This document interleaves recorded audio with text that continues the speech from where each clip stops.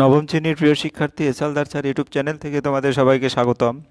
আজকে তোমাদের গণিত বিষয় সম্পাদ্য ত্রিভুজের সমান ক্ষেত্রফল বিশিষ্ট সামান্তরিক অঙ্কন যার একটি কোণের পরিমাণ নির্দিষ্ট কষে দেখি 13 এটার উপর একটি ভিডিও নিয়ে তোমাদের আলোচনা করব। হ্যাঁ, প্রথম ইউনিট টেস্টের সিলেবাসের আলোকেই এটা গাণিতিক ও জ্যামিতিক চিত্র বিশ্লেষণ সহ সম্পূর্ণ সমাধান আমি এই ভিডিওর মাধ্যমে দেখাবো। কাজে তোমরা যারা এখনও আমার এই চ্যানেলটাকে সাবস্ক্রাইব করোনি, হ্যাঁ, তারা এখনই চ্যানেলটাকে সাবস্ক্রাইব করে বেল আইকনটি প্রেস করে দাও। যাই হোক, এখন সরাসরি আমরা যেটা এখান থেকে দেখব এটা তোমাদের ইতিপূর্বে বর্ণনা দিয়েছি। এখানে দেখো 60টি সম্পাদ্য আছে, 1 2 3 4 5 6 7 এরকম 60টি সম্পাদ্য আছে। আমি চেষ্টা করবো এই ভিডিওর মাধ্যমে 60টি সম্পাদ্যই ডিটেলস কীভাবে অঙ্কন করবে সেই পদ্ধতি। এবং প্রথম যে প্রশ্নটা আছে, পি কিউ একটি সরলরেখাংশ আঁকি যার দৈর্ঘ্য 5 সেন্টিমিটার। ওই সরলরেখাংশের বহিস্থ বিন্দু এ নিলাম, এ বিন্দু দিয়ে পি কিউ সরলরেখাংশের সমান্তরাল সরলরেখা আঁকি। 3 রকম পদ্ধতিতে আঁকতে হবে। তাহলে আমার প্রথমে যে একটা পদ্ধতি, সেই পদ্ধতি এখানে দেখতে পাচ্ছ।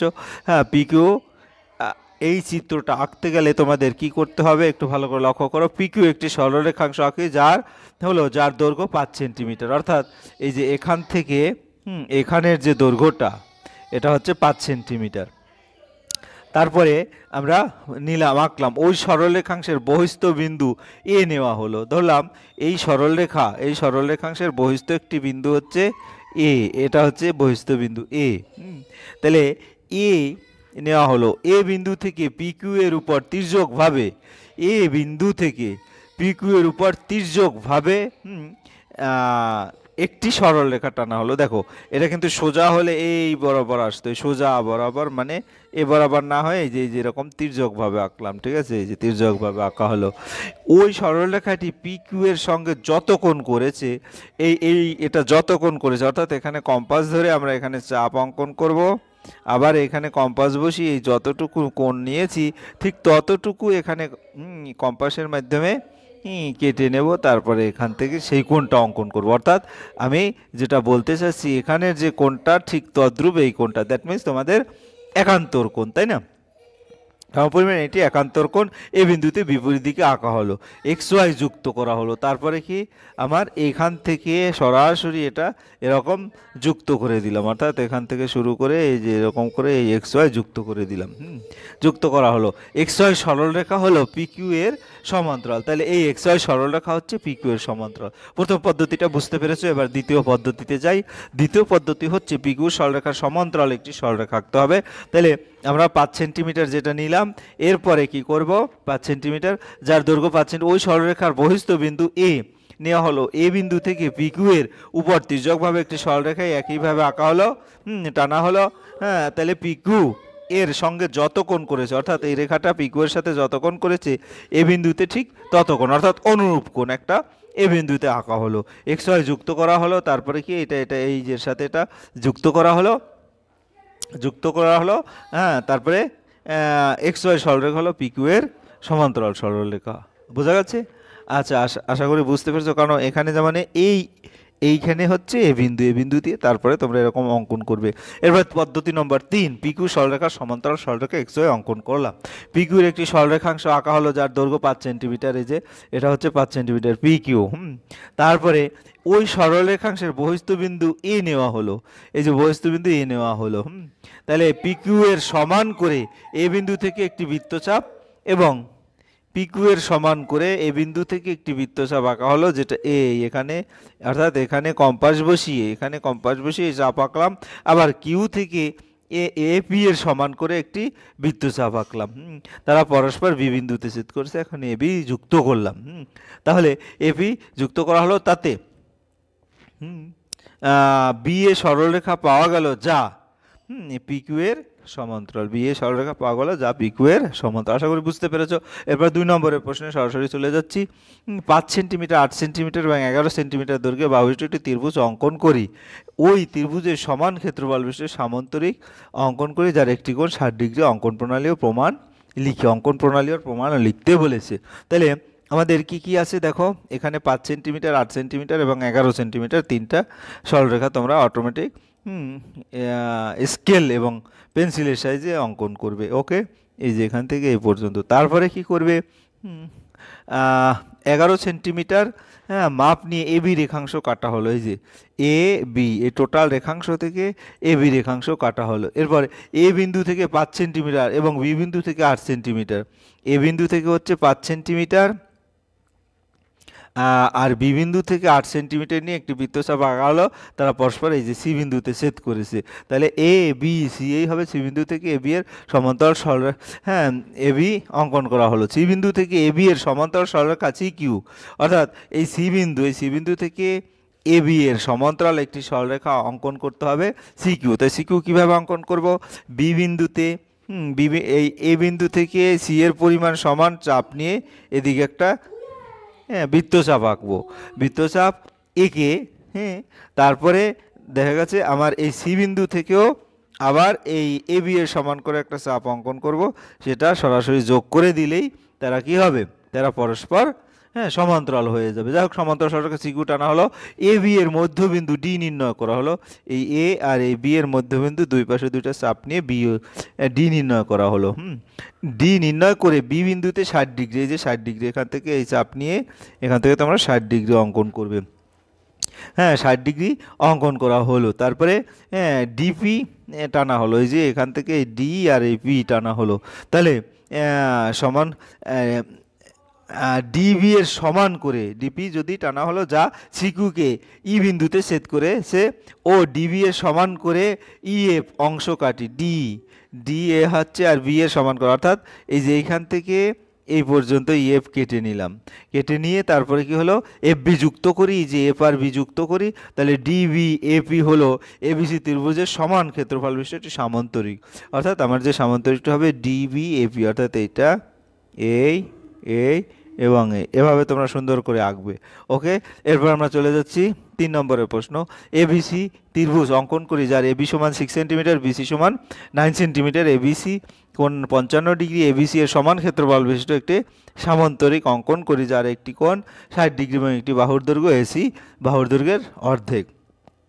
তাহলে আমরা কি করব, প্রথমে প্রদত্ত পরিমাপগুলি নিয়ে এই যে এবি এবং বিসি এই দুটো 6 সেন্টিমিটার 9 সেন্টিমিটার কি এবিসি ত্রিভুজ অঙ্কন করলাম, একটি কোণ নিয়ে অঙ্কন করলাম, যা এবি সমান 6, বিসি সমান 9 এবং এবিসি কোণ সমান 55 ডিগ্রি।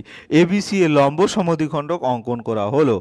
এ বি সি এর লম্ব সমদ্বিখণ্ডক, হ্যাঁ, এ বি সি এর লম্ব সমদ্বিখণ্ডক অঙ্কন করা হলো, যা এসি বাহুকে ডি বিন্দুতে ছেদ করে। এবিসি এর লম্ব, এটা ডি বিন্দুতে ছেদ করে লম্ব সমদ্বিখণ্ডক অঙ্কন করলাম। ঠিক আছে, তাহলে এই যে লম্ব এবিসি এর, হ্যাঁ, এই যে এখানে একটা লম্ব সমদ্বিখণ্ডক, এই যে dot dot dot dot dot দ, এটা লম্ব সমদ্বিখণ্ডক অঙ্কন করলাম। এসিকে ডি বিন্দুতে ছেদ করে। এখন বি আর ডি যুক্ত করা হলো। বি কই, এই যে বি আর এই ডি যুক্ত করা হলো, করলাম। তারপরে এসি বাহুর সমান্তরাল সরলরেখার এ কিউ অঙ্কন করা হলো। এসি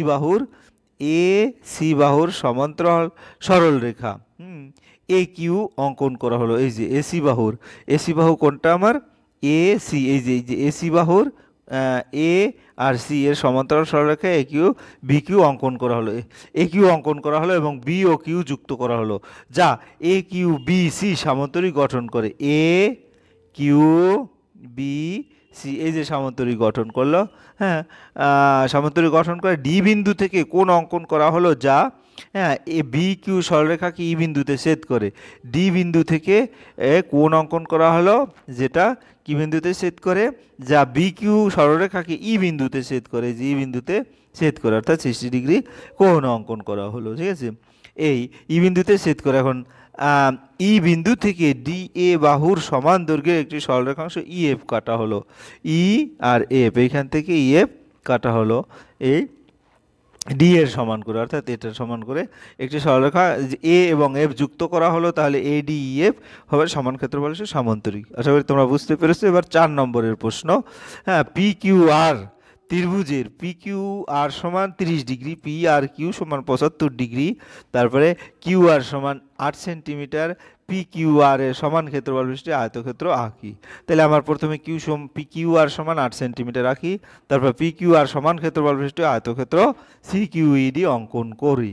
তাহলে প্রথমে আরেক সরল রেখা থেকে তোমার 8 সেন্টিমিটার পরিমাণ আর কিউ, এই যে 8 সেন্টিমিটার, এই যে 8 সেন্টিমিটার আর কিউ নিলাম, ঠিক আছে।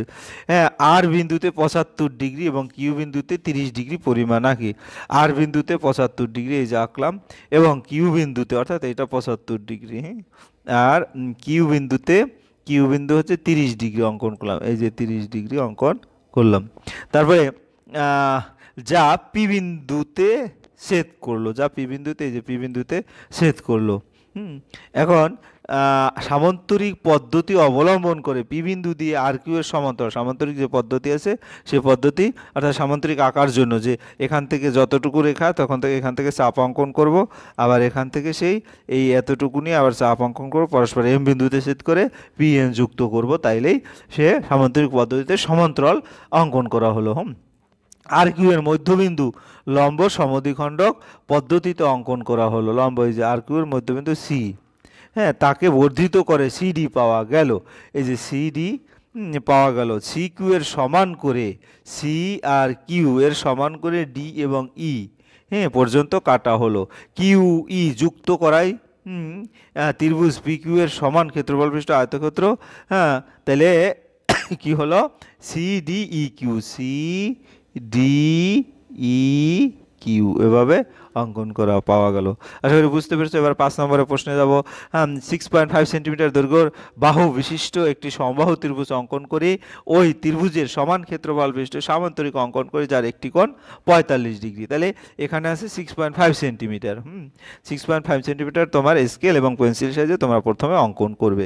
তারপরে বি এক সরল রেখা থেকে 6.5 সেন্টিমিটার পরিমাণ নিয়ে বিসি অংশ কাটা হলো। বি এক্স, এই যে বিসি অংশ কাটা হলো, এখানে তোমরা দেখতে পাচ্ছ এই যে বি আর সি অংশ কাটা হলো।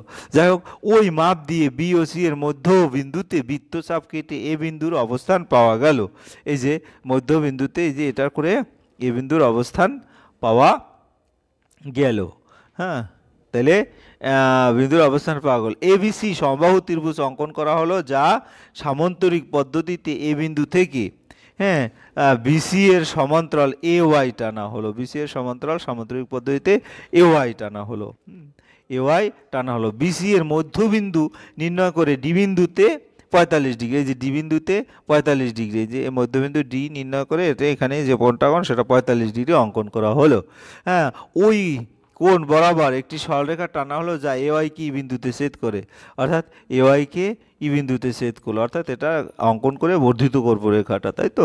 এবং ডিসি এর সমান করে ইএফ কাটা হলো, এই যে ডিসি এর সমান করে ইএফ কাটা হলো। হ্যাঁ, তাহলে